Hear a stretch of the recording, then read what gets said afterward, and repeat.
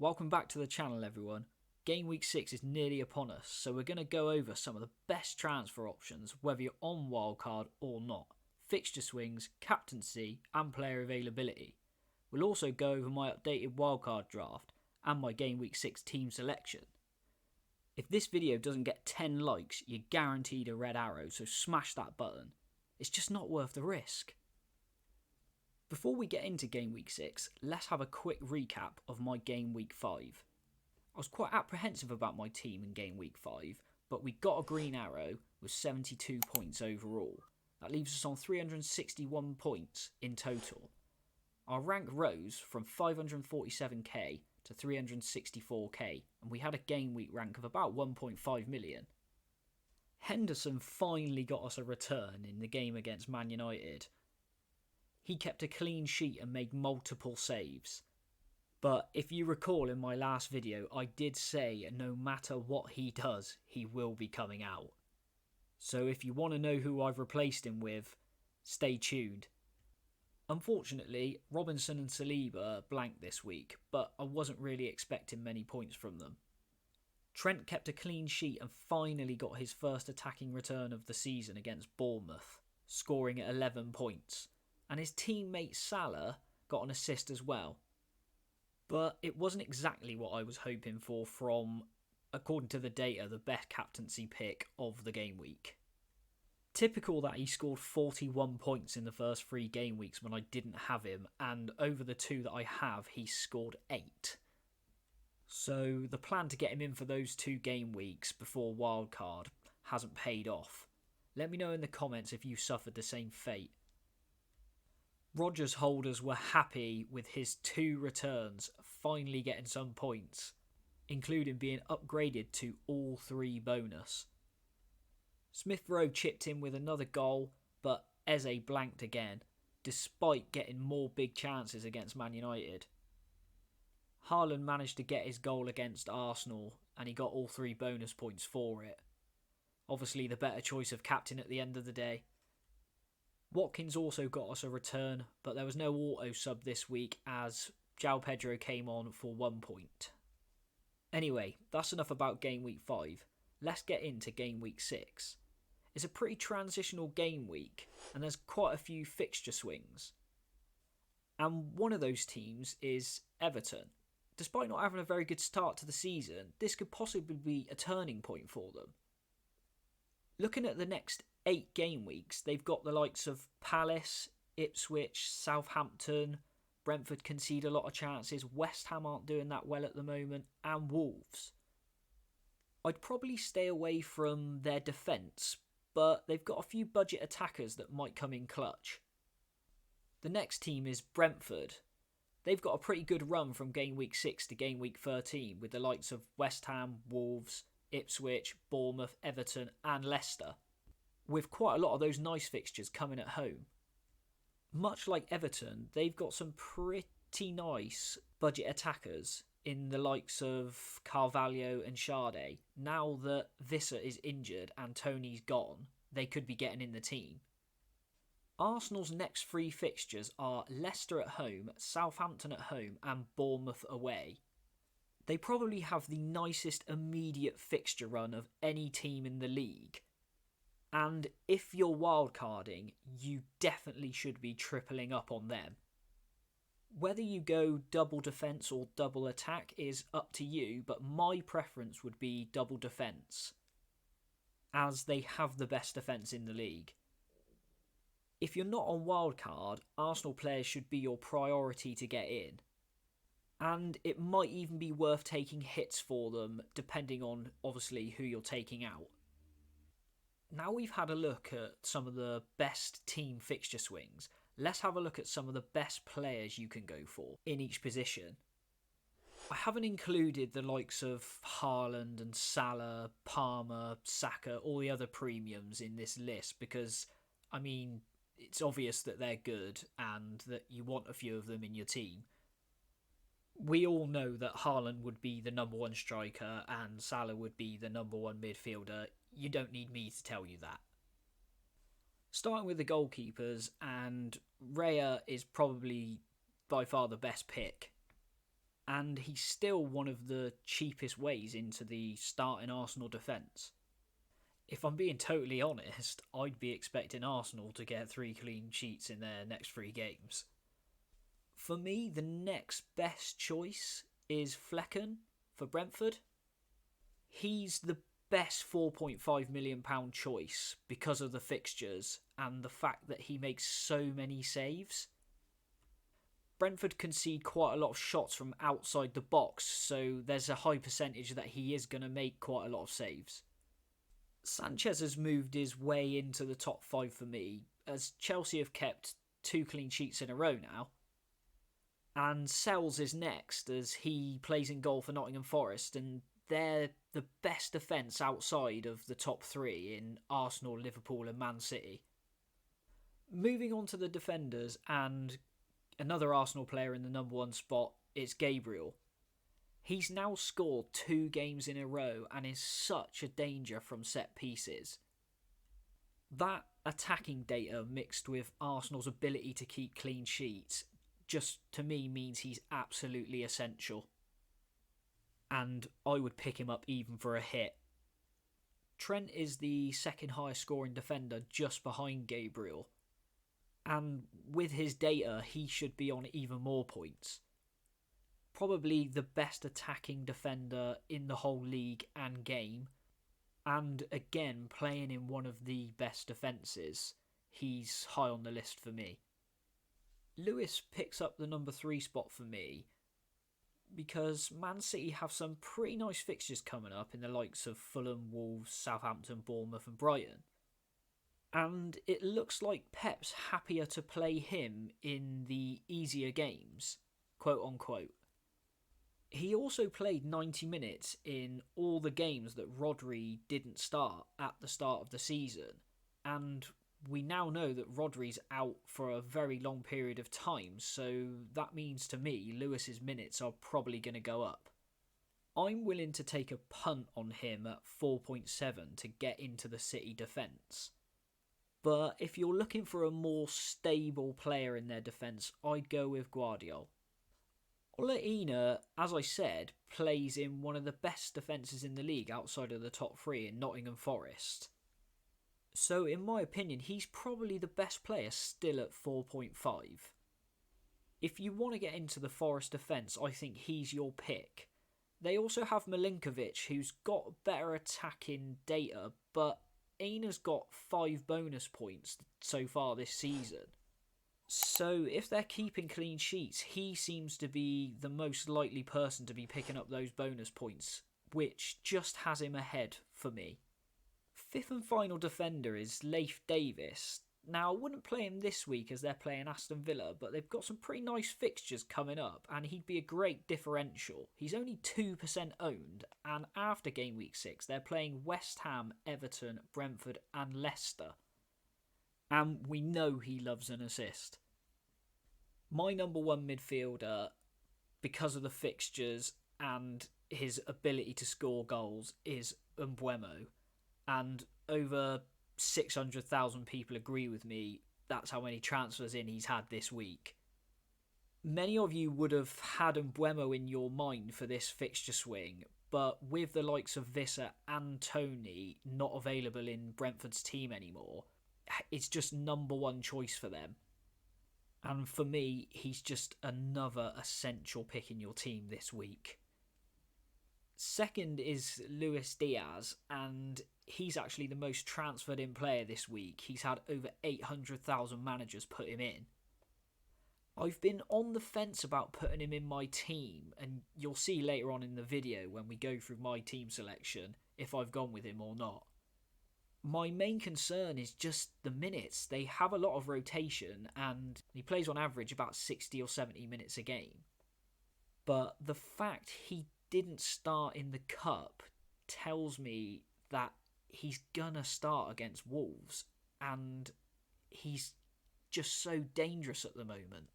So a Diaz that gets 70 minutes is still a really viable option, if not one of the best midfielders to have in the game. Semenyo's in at number 3 because at 5.6 I think he's an absolute steal, and they're playing Southampton and Leicester the next 2 weeks. Because of his price, he's one of those players that's quite easy to leave on your bench or have play any game week. Smith Rowe is another one at a cheap price point. He's 5.8, but he's just started his life at Fulham really well. He's already scored twice and got 1 assist. And his minutes are just going up every game. It's only a matter of time before he's the first name on the team sheet at Fulham. They do have a few tough fixtures coming up in the likes of City and Aston Villa, but he's another player that you could just leave on the bench for a couple of weeks because of his price. Our last midfielder is Eze, and I know some of you might be screaming at the screen right now because he's just disappointed week after week in terms of actual points, but again, his data's still great. A game against a struggling Everton is just not the one to take him out for me. If you've got him or you're on the fence about him, I'd leave him in just for 1 more week and then possibly reevaluate next week when they play Liverpool. Outside of Haaland, Watkins is the best striker option for me. He's finally got back into goal-scoring form. Next is Havertz. Again, because of Arsenal's fixture run, I think it's just wise to have as many Arsenal players as you can. And if you want to go double attack, he'd be the perfect partner to pick with Bukayo Saka. Saka and Gabriel are the 2 essential ones for me. And then if you want to go double attack, then you go Havertz. And if you want to go double defence, I would go Raya. Those of you looking to get away from João Pedro, which you definitely should, by the way, would do quite well at looking at the next 2 players on the list, in Wood and Dominic Calvert-Lewin. They're both slightly more expensive than João Pedro at the £6 million mark, but we've already discussed Everton's fixtures, so that's why Calvert-Lewin's an option, and Chris Wood has already scored 3 goals this season, and we learned last game week that he's actually on penalties. That's why he just about pips Dominic Calvert-Lewin, because a £6 million option that takes penalties isn't to be sniffed at. And last of the strikers, we've got Chelsea's Jackson. It was very close between him and Dominic Solanke, but obviously Jackson's played a few more minutes than Solanke this season and scored a few more goals. I think over the season, if he can stay fit, Solanke will play more minutes than Jackson. The fact that he's the main striker at Tottenham, probably the only one actually playing in that position, outweighs the fact that Jackson could be subbed out, as he has been through most of the games, at 60-70 minutes. Now let's talk about a few players that have picked up injuries or are unavailable at the moment. If you have the likes of Rodri, then he's a definite transfer out this week, and that should be your main priority. He's going to be out for an extended period of time. Man City have confirmed that he's got ligament damage in his knee. That also makes City a relatively weaker team altogether, but especially defensively. It might make the race for the title a little bit more interesting, but I wouldn't worry about taking out the likes of Haaland or any other City players you've got in your team. They're still going to be right at the top, if not first, at the end of the season. But if you have him, get him out. The same goes for João Pedro. He didn't start in game week 5 against Forest, although he did come on, and he wasn't then pictured in training on Wednesday. But Hurstler held a press conference at Brighton, and he's confirmed now that João Pedro will not be in the squad for game week 6. And that's why in the last slide I said that you should be looking to get him out, and the best options for me would be Wood or Calvert-Lewin. You're probably looking at this one and saying, Alex, didn't you just tell us that Raya was the best choice goalkeeper to put in your team this week? Well, I still think he is. He's got a yellow flag at the moment, and Arsenal reported that he had a thigh issue, and that's why he wasn't in the cup squad.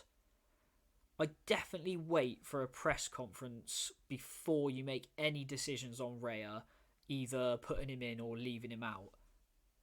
My gut feeling is that he's fine. He didn't have to come off in the Man City game, but if it does end up that he isn't in the squad and we find that out from Mikel Arteta, then the next best option for me is to go for Flecken.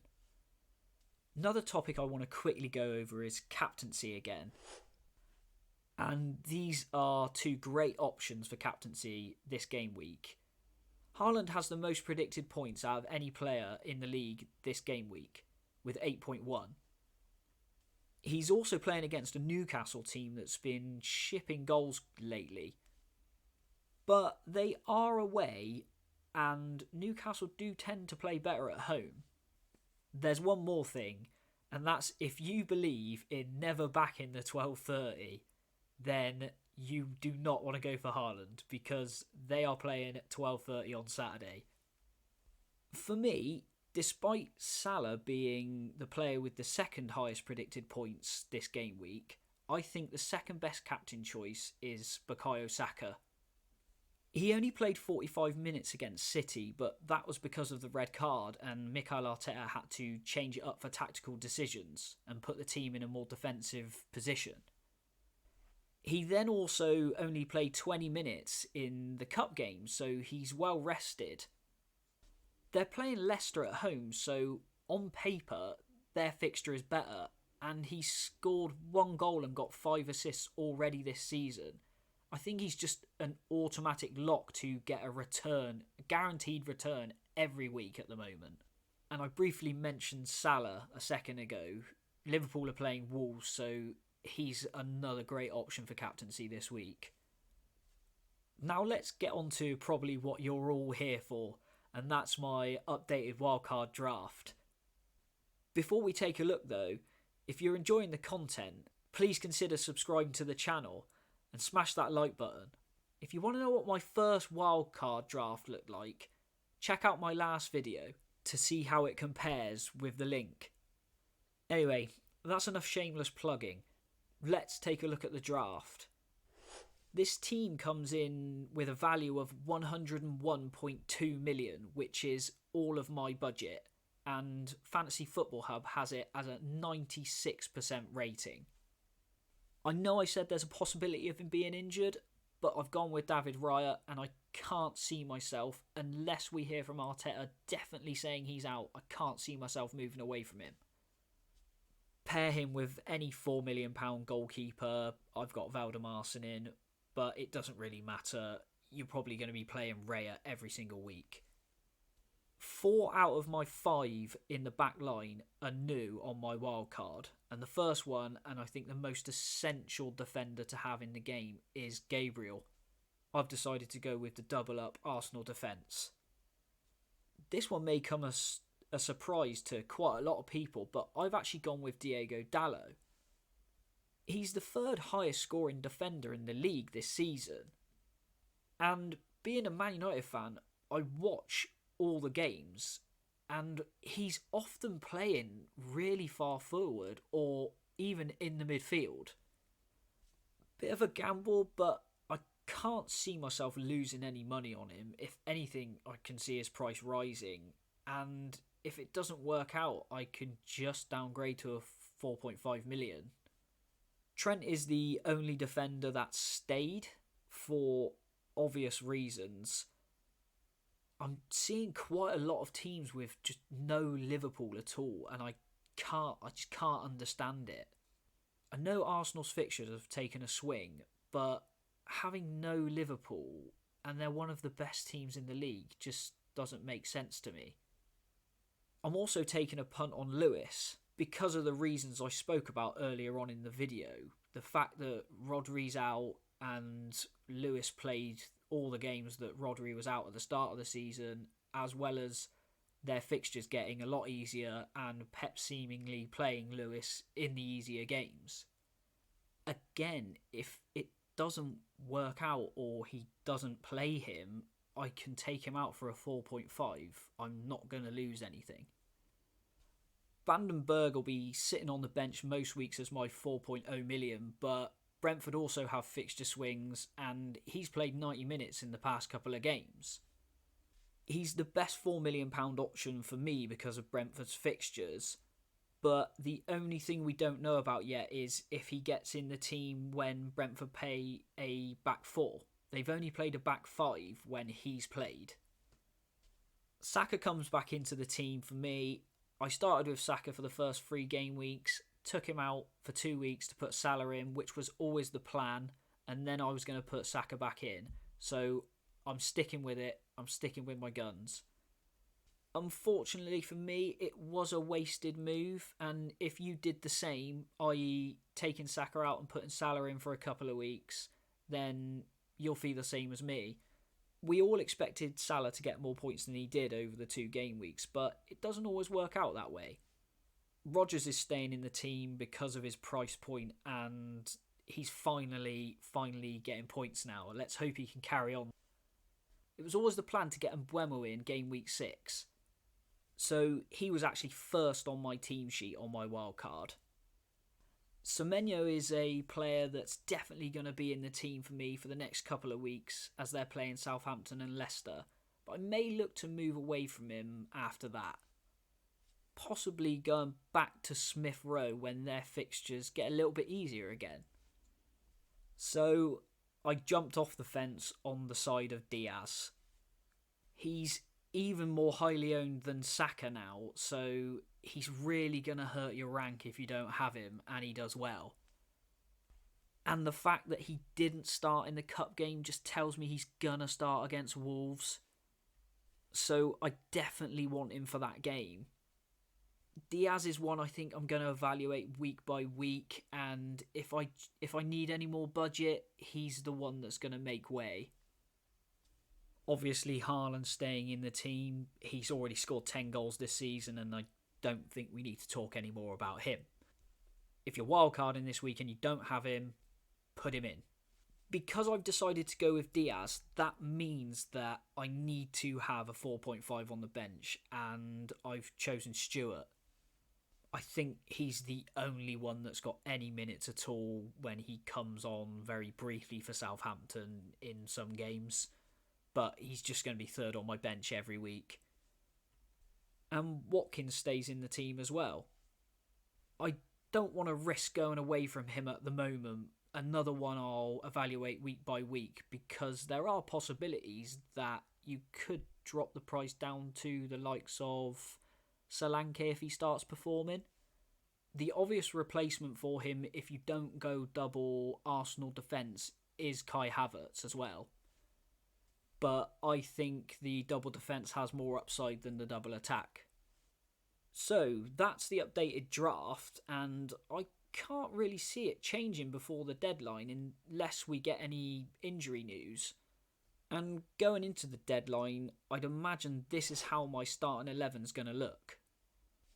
I'll be playing a 3-5-2 with Raya in goal against Leicester and Gabriel playing the same. Alexander-Arnold will join him as they're playing Wolves, and I'll start Rico Lewis in hopes that Pep plays him against Newcastle. If not, we've got Dalot on the bench. Man United are playing Tottenham, so it's not the easiest fixture, but 2 points is better than none if Rico Lewis doesn't play. Saka will be my first midfielder and third Arsenal player. Rodgers will also be in the team as they're playing Ipswich. Mbeumo will be playing against West Ham, Semenyo against Southampton, and Diaz will start against Wolves. Haaland will be playing against Newcastle, and I'd imagine I'll put the captain's armband on him. I just can't see a world in which his effective ownership isn't huge again. I thought it was going to be a lot lower last week when Salah was the best captain choice, quote unquote. But Haaland's effective ownership was still over 150% near me. And last, we'll have Watkins joining Rodgers in the starting lineup against Ipswich, as he got a rest in Aston Villa's cup game midweek. So guys, that's it for the video. A little bit of a long one this week, but there was lots to cover. If you've got any questions on any of the topics we've covered, put them down in the comments below. I'm not a big channel, as you're all aware, so it's really easy for me to reply to all of you guys. And if you enjoy the content, then please consider subscribing down below for more content throughout the season. Fingers crossed for some more green arrows, and I'll catch you in the next